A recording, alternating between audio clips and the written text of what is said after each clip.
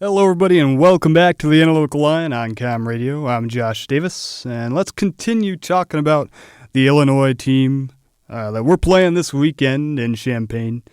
Let's talk about the defense, which is supposedly the strength of this team.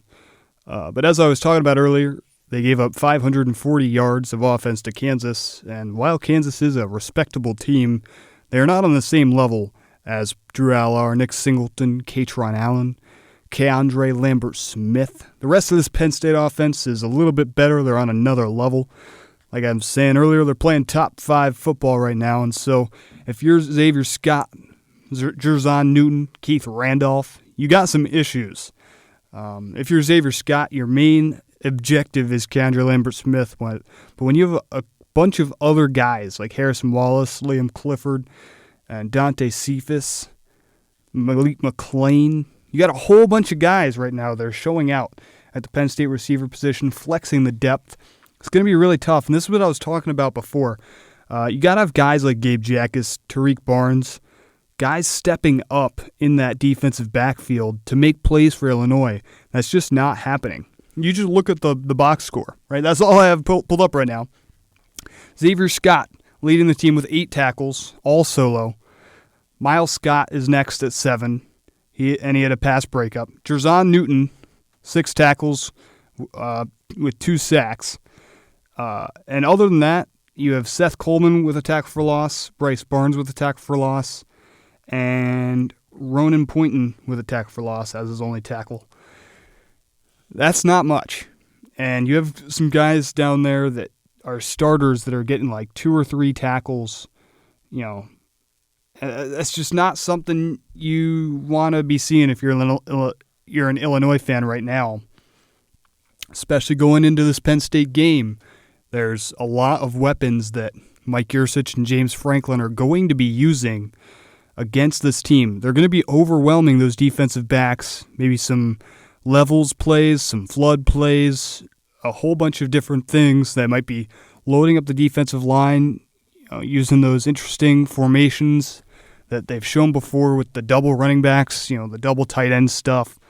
A lot of good things that Illinois might be struggling against, because if you're struggling against Kansas, I'll say it again, if you're struggling against Kansas, how are you going to succeed against an even better Penn State offense? I just don't know. I know Kansas was on the road, Illinois is playing at home, but let's not act like Illinois is an elite atmosphere. It's not going to be like you're heading into the Big House or the Horseshoe. That's not what it is. It's Illinois.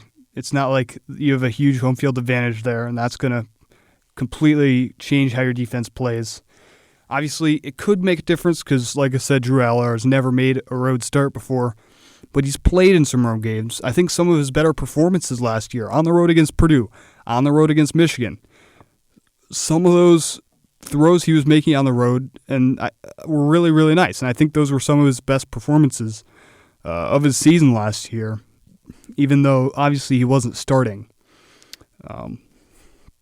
Just not good stuff for Illinois. And it's just kind of disappointing because it just would have been really fun if it was a big game. And I think unless the whole starting roster misses the bus to Champaign for Penn State, I don't think the Illini have what it takes to win this one. They've just looked abysmal the first 2 weeks.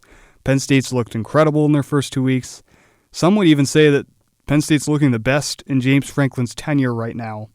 And so you just look at everything all at once and you make a prediction, and you just got to say it's going to be an easy win for Penn State. Considering the level of play that we're at already, just a couple of weeks into the season, I think Illinois should be a breeze. My prediction: Penn State 42, 10 for Illinois, 32-point victory. I think the line is 15, so I'm predicting a pretty big win for the Nittany Lions. And I think this is a good time to check in with how I'm doing on predictions this season. 2 games in, I'm 2-0. Last week, I predicted a 59-6 win over Delaware. The actual score ended up being 63-7, so only 4 points off there for that game. Total points off for the season is now 14, and so that makes points off per game at 7.